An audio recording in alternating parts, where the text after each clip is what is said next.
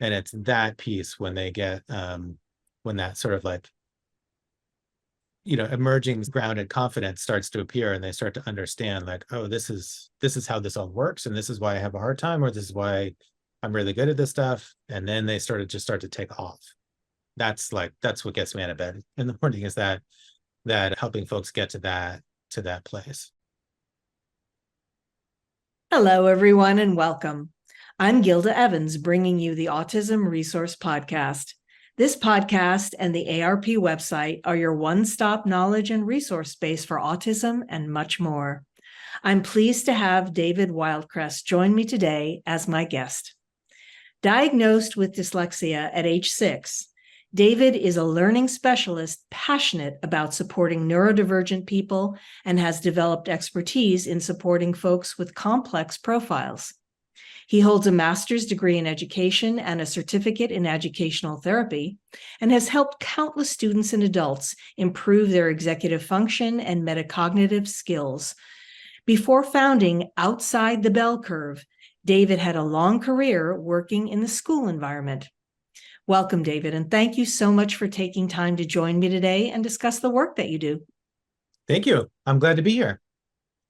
So to begin, what do you think people in general need to understand about neurodiversity? So here's how I think about it in sort of like the biggest picture. Not all, but most neurodiverse folks, in my experience, exist sort of like between two poles of what I call resonance and dissonance. And I think of it in terms of a three-ring Venn diagram of like whatever their diagnostic profile and cognitive profile is.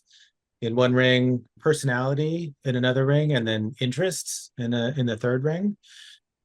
And when those three rings are all overlapping on the resonance side, you're working on something that is in your interest area, it aligns with your personality, and it aligns with your cognitive abilities and strengths. And that's what I call like resonance. So that's one pole. And then the other pole is the dissonance, when it's like all three are working against each other. And, you're not interested in it, doesn't suit your personality, you don't have cognitive strengths in the area, and it just feels kind of terrible. For me, that was a really visceral experience as a student, and even as an adult, when it just hit a wall and it's like, there's something I can't do because of my dyslexia and personality interests. And it's just like, it always feels like the floor falling out from underneath you. Just sort of like this kind of like shocking, like, whoa, like I'm usually like pretty good, and all of a sudden I can't do this thing. And then on the flip side, the resonance piece feels like amazing. Like you're like just in the zone and you can just do like really incredible things that most people can't do. And I've just found over the years that the more people know about their own story, like I call it their neurodiverse story, and how those three rings are interacting, and like whether or not they're going into a situation that might be a time of resonance or dissonance from them, or anything in between, that the more knowledge and preparation they have with that sort of like as a framework of like, this is how I experience the world and how that helps them prepare for different kinds of situations, I feel like it just drops the stress level and just allows them to sort of be their best self in as many different contexts as possible.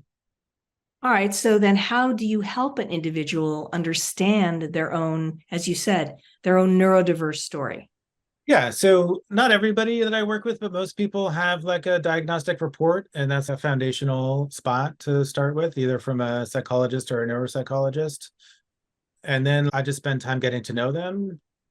Sometimes for the personality piece, I'll use a personality measure like the Big Five is my favorite one to use. But that's not always necessary. I feel like there's just a way in terms of thinking about like openness and kind of like sometimes centered on like rigidity, but that's kind of squishy, like the personality piece is squishy, but in conversation, I find it's not that hard to sort of figure out like how that's playing together with interests and then the cognitive profile.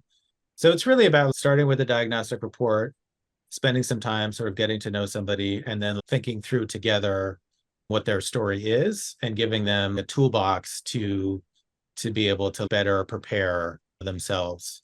And, if I'm working with an adult who's neurodiverse and they just want to do that, or if I'm working with parents who want to understand their child experience of the world, their lived experience of their neurodiversity, and how to create plans 5 to 10 year educational plans based on that information. These are the kind of things you want to be thinking about. I try to give parents the tools so that okay, I need to make sure that my kid is having, I don't know, 30% of their time in residence, so that they're providing like extracurricular activities if that's not going to happen in school for whatever that, to just give their child that time to shine. And then also if they're in school or like some setting that's going to be particularly challenging, making sure that they know specifically what kind of supports to have in place. And then that's just sort of like a reference tool. Their story becomes like a reference tool for how to make those sort of long-term planning decisions. Okay, so let's say you've been working with a parent of a neurodiverse child or a neurodivergent adult. And what are the benefits that come once a parent, a neurodivergent individual, once they understand more about their own story? What are some of the major benefits that you see happen? I think there's primarily a decrease in anxiety. Obviously, I'm not a doctor, but just giving people the sort of foundational understanding so that they're not caught unaware. For me and for a lot of folks that I've worked with, there's sort of the sense of like at any time, like that experience of the floor falling out from underneath them could happen because they just like hit that wall where it's like, oh, this is that thing that I'm like terrible at. And the more they understand when that's going to happen, the less scared they are of it happening. And so that just can sort of free up cognitive resources because that background anxiety about like, oh, is it going to happen? Like, I don't know. Could it happen? It could happen right now. You kind of can get into almost like a hypervigilance is too strong of a word, but there is a way in which, especially in a school setting where you're like always like on guard, like, oh no, is it going to happen? Is this going to be that thing that's really confusing and scary and I don't know what to do?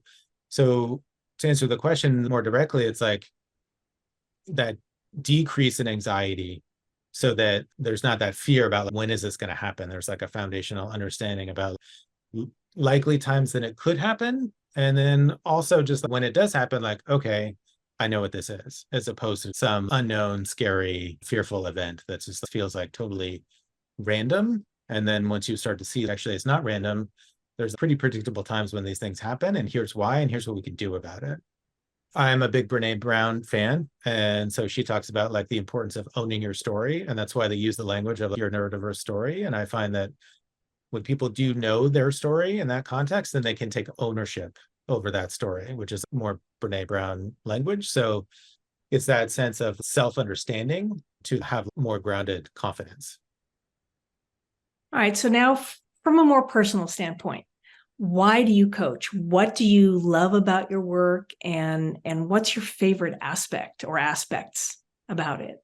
That's great. Yeah. So it's like helping people get to that level of understanding.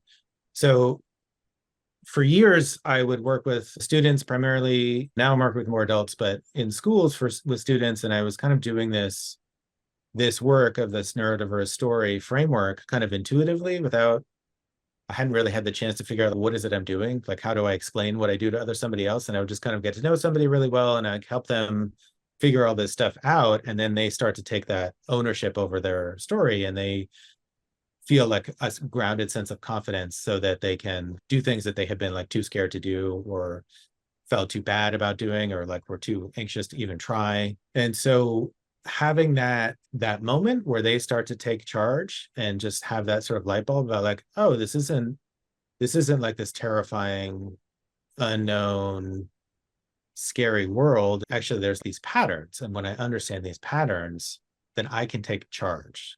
So my favorite thing is to create the space in which other people can solve their own problems, right? So I'm not actually very good at any one academic skill, but I'm really good at helping people get better at whatever academic skill they struggle in, even if it's something I'm not good at, because I give them those tools of self-understanding and ownership so that then they can move forward on their own. And it's that piece when they get, when that sort of like, emerging grounded confidence starts to appear and they start to understand like, oh, this is how this all works. And this is why I have a hard time, or this is why I'm really good at this stuff. And then they start to take off. That's what gets me out of bed in the morning, is that helping folks get to that place. All right. So if there was one important thing that you think people should remember from our conversation, the one most important takeaway for parents and neurodivergent individuals to have, what would that be? That it's possible to understand yourself in a way that can make your life easier. Just that there is a way to sort of think about. I find that neuropsychological reports, educational psychological evaluations provide a great foundation. A lot of folks, when they read those reports, are initially kind of like, there is so much information in here, like, how do I deal with this? And I find on their own, they don't help people necessarily make change. They're critical documents for getting accommodations and getting all these supports in place. But in terms of the individual and the family having that sense of ownership and being able to ownership over their story, that it doesn't go far enough if you're not including the personality and the interest in sort of what is this whole story? It's the diagnostic report is one piece of the story, not the whole story. And so the takeaway I would want people to have is there is a story here that you can figure out. And when you understand that story, you can really start to take ownership over your life in a way that you have not been able to, and just figure out how to solve your own problems. Because, there are lots of different pathways through problems, right? People have specific skill weaknesses or whatever executive function weaknesses. And I don't find that there is one off the shelf answer for neurodiverse folks that solves their problems. But what I do find is that understanding yourself allows you to figure that stuff out for yourself. And so that takeaway is, I can do this. I need to know the story. And the story for me, I found most helpful is made up of the diagnostic report, interest, and personality, and how those three things are interacting with each other between the two poles of resonance and dissonance. Well said. I like the way you put that. So how can our listeners reach you to find out more? Yeah, the easiest way is my website, which is outsidethebellcurve.org. And that's just spelled one word, outside the bell curve. With dyslexia, whenever I start spelling things, I make mistakes. So I'm just going to leave that to you, outsidethebellcurve.org. Outsidethebellcurve.org. So OUTSIDETHEBELLCURVE, right? Correct. Yeah. .org, right? That's it. See? Okay. Yay. Yep. We're a good team. We're a great team. I was going to say is when you got these things, you got to figure out how to ask for help. So I appreciate you helping me out there, even though I didn't directly ask. So yeah, no problem. Thank you. That's the website, and you can sign up for an appointment, like a no-charge consultation, or you can send me an email at david@outsidethebellcurve.org. Terrific. Well, thank you so much, David, for your time and for sharing your story with us today. Thanks for your interest. I really appreciate it. If you like what you hear, please subscribe to the podcast. You can find it on Apple iTunes, Amazon Music, Google Podcasts, Spotify, and other popular platforms. Don't forget to follow us on Facebook and Instagram.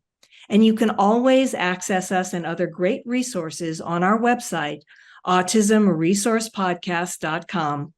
I want to thank our listeners for spending part of their day with us.